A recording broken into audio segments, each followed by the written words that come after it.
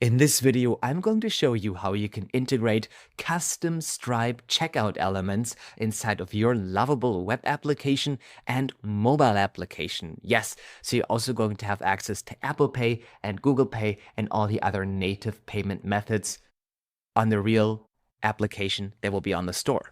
But the nice thing about this implementation, it works on the web, it works on the native device, and you only need one setup to get there. So let's take a look at that. So Stripe has this beautiful thing called Stripe Elements. It's embeddable Stripe components. So you don't have to redirect to a Stripe link. You can just do this right in your own custom UI. Now, the way it works is you create a payment intent that is essentially signaling Stripe this user wants to pay X amount of money. Stripe will give you an ID back and you put that ID in the payment elements and then they process the payment. Rather simple. The nice thing is, as you can see here in this demo, this is your custom interface and you can just drag Apple Pay in here. You can drag the other payments in here. You can add an address element from them. You can add an email element, and then this all nicely links with Stripe. So it's so simple and super convenient, and you can also custom style the entire thing and all that kind of stuff. It's very cool. So let's get started with that. So first of all, we would need to prompt Lovable to integrate that. So here's what you're going to ask.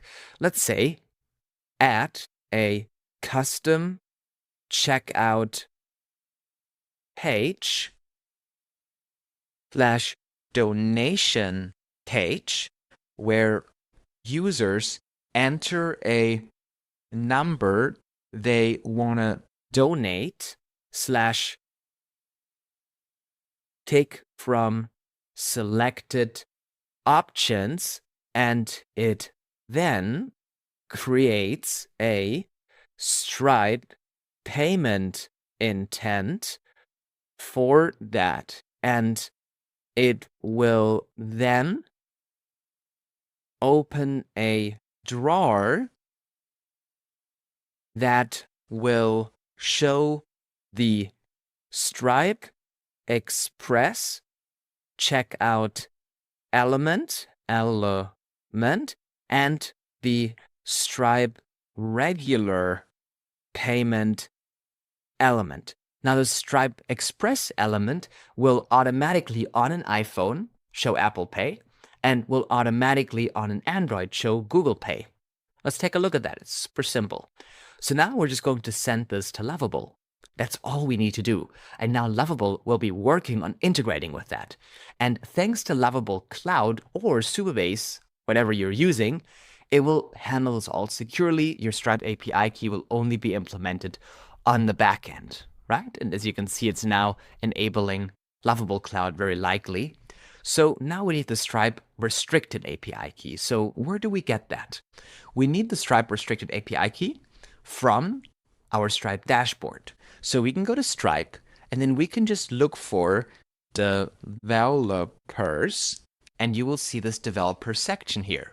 You click on there and then we'll be able to find our secret key. That's what they're asking for. Let's copy that. Let's go back into Lovable and we'll paste this restricted key inside of here. Let's submit. Now it will ask us for the public key to render the elements. That will be added on the front end. So we'll now just wait till it asks us for that. So now, so you can see, it's implementing Stripe.js, it's implementing, React Stripe and all that kind of stuff that it needs to render those elements. And it's now doing the setup. It says Stripe restricted API key. I would assume it meant the secret key with that. There is a high chance that it did not mean the secret key with that. There is a high chance it meant the publishable key with that, which is the public one. That's the publishable key.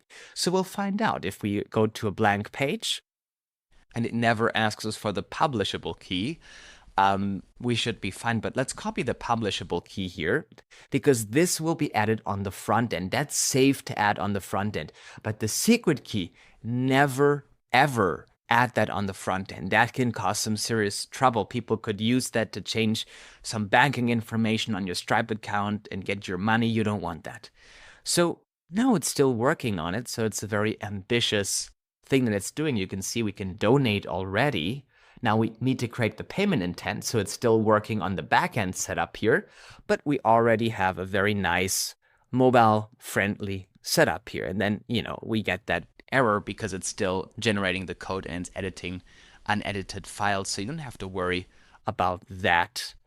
It's going to, most of those times, those issues auto-resolve themselves as the AI continues making edits to the files and changing them. So now it says I've created a donation page with Stripe payment integration. The payment includes, get your publishable key from your Stripe dashboard. Okay, perfect. Let's say here, so it did actually add the secret key. Here is my public key, right? And then remember, we paste this public key.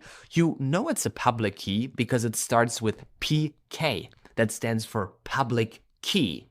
So in here, we get this from testing tools. I'm right now in sandbox mode. If you would be in live mode, you can do that. But I suggest you go into the demo mode of Stripe. So when you're testing your integration, you're not spending real money and you can change the keys later once you know that it works. It's very simple to get into that mode. You just have to, open the sandbox. I can show you real quick how that works. If you're here on your account, I'm already on my sandbox account. But when you're on your account, you can go to switch to sandbox and you go on test mode. And then that's how you get there. So now, as you can see, we have this in the chat here. So let's send this to Lovable. This will now change the key. And if I click on here, it seems that it doesn't successfully yet, at least, create the payment intent. So we will look into that. We now have the publishable key. So it's also now activating Lovable Cloud. I would have assumed it would create that at the first, because we do need server functions to successfully create the payment intent securely, because we don't want our secret key to be on the front end. That would be very problematic. So the secret key will be stored on Lovable Cloud or Supabase as an environment variable. And then this environment variable will be loaded securely in a function to create this payment intent ID for this intent to pay. That's the user's willingness to pay the amount they clicked on. It doesn't obligate to pay them, but it kind of like marks the willingness in Stripe's system, so the checkout for the secure transaction is ready. So now it says, perfect, I've enabled Lovable Cloud and integrated your Stripe key. Your donation page is now fully working. Let's try. It still fails to create the payment. Now, here's the beautiful thing about Lovable. We can click a couple of times on this, but now it actually does work for some of them. And as you can see, we got Express and Google Pay options, and we got a nice payment modal. So it works for some. Let's try reloading this here, and let's test with $10. And now actually it works. And look how beautiful this looks. $25. And now we can check out with Stripe. We can pay with Link. We can do Klarna, so we can pay in installments, or our users can pay in installments. We got Google Pay. We got credit card. Look at that. We got Cash App Pay. We got Afterpay for interest-free installments. So you can offer that to your users to make it more attractive to purchase or donate on your application. You can pay with a US bank account, or obviously with another bank account, because Stripe Elements automatically adapts based on the region that the user is in. So if they are in Europe, they will get European payment methods. If they are somewhere else, they will get somewhere else's payment methods. If they're in the US, they will obviously get those here. So that's pretty cool. Now here comes the coolest thing. Let's publish this and let's see how this actually looks inside of a native application. Because you can use, you probably know that already, Despia to turn your Lovable app into a mobile application.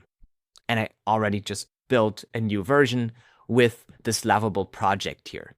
So the nice thing about Stripe Elements and Despia is it automatically works nicely together. It automatically integrates. There's no additional setup you need to do for it to work in there. So that's something that's very cool. So now we have it published. Now let me just open this on my phone and we'll take a look at that. So now I have it installed as a native mobile app on my phone, thanks to Despia. There you go. So now we have our application in here, and we can get the donate now button. Perfect. Let's donate now. Let's select our donation. And now, as you can see, it opens the drawer and it opens the elements. Now, we are not getting Apple Pay even though we are on an Apple device. So why is that happening? The same thing will also happen in Safari. If I'm going to copy this here, and I'm going to go into Safari, and I'm going to paste this in Safari, and I'm going to open this here, even though I'm on an Apple device, as you can see, I am not getting Apple Pay. Why? Because in order to actually get Apple Pay to fully work, you need to register it. So if you take a look at the documentation here that Stripe gives you for Apple Pay, you can have this native Apple Pay in your application, but you need to whitelist the link, the URL that it runs on. So if you go here, tell Stripe to register your domain with Apple. You can do this on Payment Methods Domains page. So you would click on here and register this. I already have it open. So you go to Settings, Payments, and then you go to Payment Method Domains, and you add a new domain. And now you go into Lovable, and you will just open this, and you will copy your link from Lovable. You want to do your Lovable domain and your custom domain if you do have one. You'll paste this one inside of here. You go on Save, and now it has added it. Now this can take a couple of minutes, but this will tell Apple Pay, Google Pay, Link, PayPal that they should run on this domain and that you allow that to happen on there. So now let's obviously test that. Let's try reloading the page. Let's see how fast they actually are. Now, we are also in test mode, so there is a chance that it does not work in test mode with Apple Pay. But no, it actually works. You can see we do have Apple Pay here as an option. So now, because we have registered it, we can do this. So what does this mean now for the native app? It means that our native app now supports native Apple Pay out of the box without having to go through the App Store and paying 30%. Now, obviously, you can't use this for in-app purchases, meaning software as a service, selling diamonds, selling coins, selling tokens, selling memberships, but you can use this if users are booking rides, buying groceries, buying medication, buying services to cut the hair of their dogs. Like for anything that is not an in-app purchase or a SaaS or software or virtual, you can use this to avoid 27% commission fees from Apple. You'll only pay Stripes at, what is it, like 3 to 4%? So let's open the application again. It updates instantly. That's the beautiful thing about Despia. So donate now. Let's do $250 here. As you can see, will trigger Apple Pay as an option. We can remove Klarna if we don't want that. But as you can see, clicking on Apple Pay now will automatically show the native Apple Pay for this method. And then you can pay. Now, I hope this doesn't go through because we're in test. Oh, shit. I think it went through, but okay. It was an expensive video today. I'm not completely sure where the money went. I think it didn't went anywhere because we are in test mode. So I'll check the card.